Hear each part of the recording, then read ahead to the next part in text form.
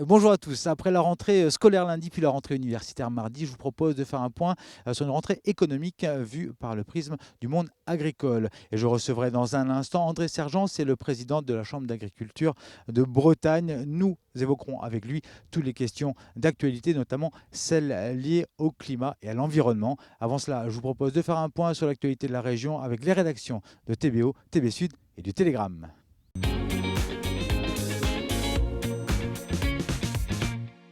Climat tendu à Brest. Dans la nuit de jeudi à vendredi, des voitures ont été incendiées dans le centre-ville et peu avant minuit, les pompiers ont dû intervenir pour un feu volontaire d'un chantier au pied d'un immeuble.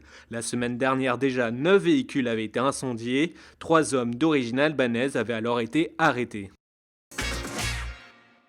Le Rennais Kerlink licencie un quart de ses effectifs. Ce vendredi, la PME spécialisée dans les réseaux d'objets connectés a annoncé la suppression de 24 de ses 103 postes. Jusque-là, Kerlink affichait une croissance à 2 chiffres, mais le ralentissement du déploiement des infrastructures des opérateurs a fragilisé son activité.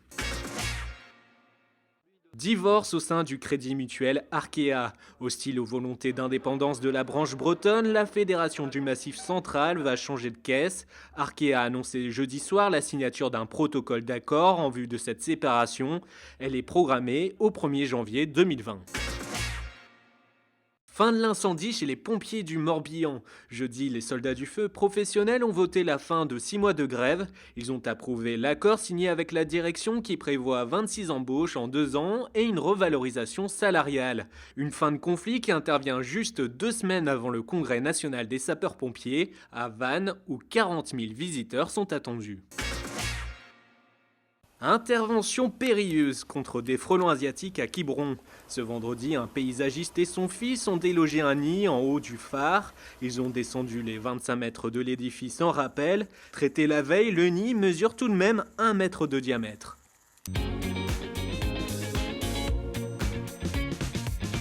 Semaine de rentrée perturbée au lycée du Puy-de-Dôme de Brest. Ce mercredi, un coup de feu a été tiré. Une dizaine de jeunes cagoulés, armés de battes de baseball et d'une arme de poing, ont fait irruption à l'arrière de l'établissement pendant la récréation de 15h30. Le groupe visait un jeune du lycée. Ce dernier portait 2 marteaux dans son sac. Il se sentait visiblement menacé. On était juste à 3 mètres de l'homme qui a tiré. Au début, on a eu un peu peur, on était tétanisés sur le coup. Ouais. Il y avait des hommes avec des matraques, ils étaient cagoulés avec des battes de baseball. On a été voir pour voir s'il n'y avait rien de grave, pour séparer au cas où. On a vu quelqu'un, il a sorti un pistolet, il a tiré en l'air, ensuite il a montré la foule avec le pistolet. Et notre surveillant, il nous a dit de rentrer dans le lycée. Et on est rentrés, ils sont partis et il y a 2 jeunes avec une matraque et une batte de baseball qui sont rentrés dans le lycée et ils ont tapé une fille et après ils sont partis. La jeune fille, blessée au visage, ne présente pas de séquelles graves. Parmi les agresseurs, plusieurs anciens élèves du lycée ont été reconnus. La direction de l'établissement ne souhaite pas communiquer sur l'affaire. Nous, on se contente que représentant des personnels, ce qu'on dénonce, c'est que rien n'a été fait. Rien n'a été fait, ça s'est passé à 15h30 mercredi. Rien n'a été fait le soir même en termes d'information et de communication vis-à-vis des personnels. C'est-à-dire que les cours ont repris dans l'établissement jeudi matin à 8h comme si de rien n'était. Nous, on considère qu'il fallait en rediscuter avec les élèves, que les personnels devaient être informés le plus vite possible et qu'à la reprise des cours, il fallait pouvoir en parler aussi. On a un message en tant que communauté éducative à passer, à savoir qu'on ne règle pas les différends qu'il peut y avoir à coups de batte de baseball et d'armes à feu. L'événement est dans tous les esprits et n'est pas sans conséquences pour certains. On en parle entre nous, avec nos profs aussi. Ouais, on en parle avec tout le monde. C'est juste, comment on peut dire, genre la réputation du lycée qui se dégrade, quoi. Ouais, voilà, c'est ça. Il y a une fille qui est partie du jour au lendemain à cause de ce qui s'est passé. Elle a changé de lycée. Une cellule psychologique a été activée par le rectorat d'académie. Elle sera prête à accueillir les élèves mardi 10 septembre. Il a eu son G7, notre Richard à nous. Un peu moins ensoleillé, certes, qu'à Biarritz, mais dans les brumes de la pointe Saint-Mathieu, on distinguait tous les présidents des assemblées présents au dépôt de gerbes du mémorial des marins morts pour la France. De la démocrate Nancy Pelosi, présidente de la Chambre des représentants, et adversaire implacable du président Trump, au président du Bundestag, Wolfgang Schäuble, qui voulait abandonner au bord de la banqueroute la Grèce à laquelle François Hollande tendit la main. Sans oublier John Bercow, le président de la Chambre des communes, qui vient d'infliger un camouflet à Boris Johnson. Ou encore Roberto Fico, le président italien de la Chambre des députés, membre du mouvement 5 étoiles qui se réjouit de la chute de Matteo Salvini. Sans oublier le japonais Oshima ou le canadien Stanton, lesquels ont ensuite visité le Technopole Brest-Iroise, puis tenu une réunion de travail à l'atelier des Capucins avant de livrer leurs impressions dans une conférence de presse. Tous réunis à la pointe de l'Europe qui peine à s'affirmer entre la menace du Brexit, les rodomontades de Trump et les provocations de Poutine. Entre le 10 et le 13 septembre, le Salon international de l'élevage se déroule à Rennes. C'est le moment aussi pour la Chambre d'agriculture de prendre le pouls du monde agricole. André Sergent, bonjour. Vous êtes le président de la Chambre régionale d'agriculture. Alors que les questions climatiques sont aujourd'hui sur le devant de la scène, les questions liées à la production ne feront plus forcément la une des journaux. Est-ce à dire que la situation dans les exploitations est aujourd'hui bonne ? Alors peut-être bonne n'est pas le bon mot.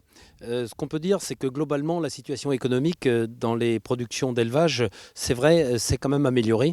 Et dans certaines productions, comme le porc par exemple, c'est carrément renversé en lien avec le désastre et cette maladie là qui sévit dans certains pays.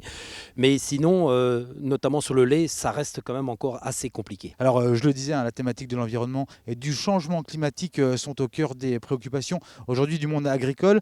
C'est la thématique du SPACE cette année. Avez-vous encore l'impression d'être pointé du doigt quand on parle de questions climatiques ? Parfois, parce qu'en fait, sur ce sujet-là, on parle de la réduction des gaz à effet de serre. Et on sait que l'agriculture, notamment l'élevage bovin, elle est assez fortement émettrice.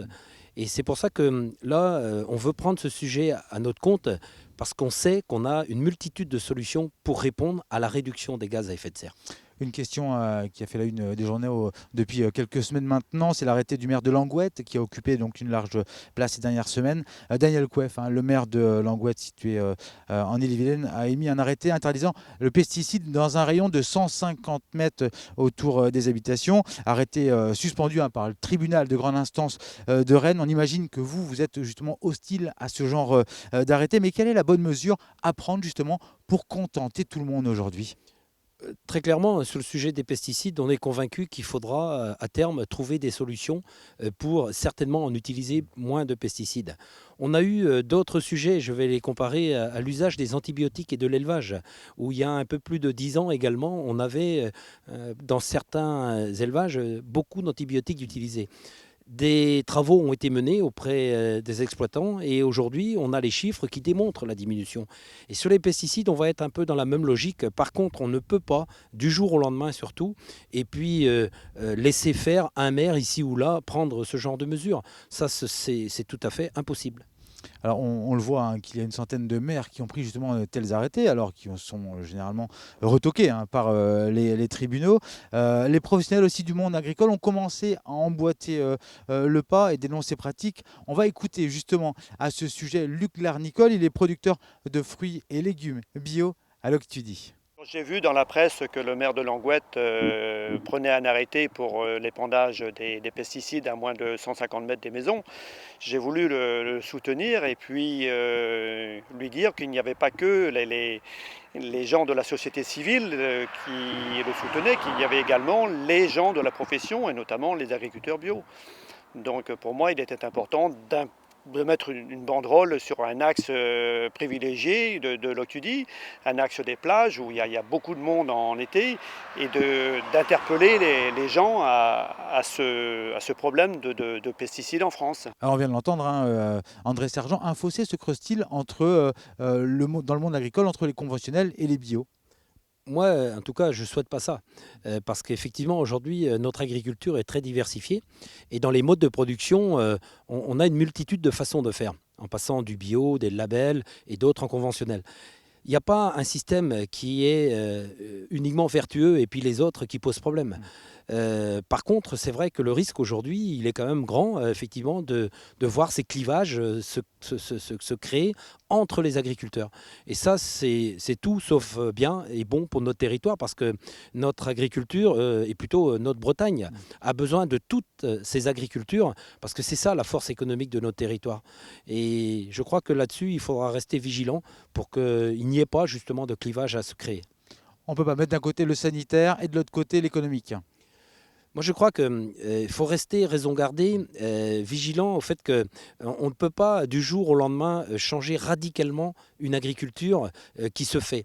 Par contre, si on regarde l'histoire, l'agriculture a toujours su s'adapter et évoluer. Et c'est ce qu'elle fera encore, mais pas sur des positions ou des postures radicales. La thématique du SPACE cette année, c'est le changement climatique. Que pourra découvrir le public? C'est quoi, une vitrine d'un savoir-faire breton, justement? Alors, savoir-faire breton, peut-être pas, hein, parce que c'est le grand salon de l'élevage qui a aussi une dimension même internationale. Mais je crois que dans le secteur de l'élevage, par rapport à ce sujet de réduction des gaz à effet de serre, il y a des techniques en fait qui sont souvent en plus pertinentes sur le volet économique, qui sont à montrer et à démontrer aux agriculteurs pour que chacun, sur son exploitation, trouve les solutions. Finalement, c'est aussi des histoires de bon sens. Parfois, c'est uniquement du bon sens. Ainsi s'achève cette émission. Merci André Sergent. On vous retrouvera aussi sur nos antennes à l'occasion d'émissions spéciales qui seront diffusées sur TBO et TB Sud. Merci à vous. À très bientôt sur vos chaînes locales.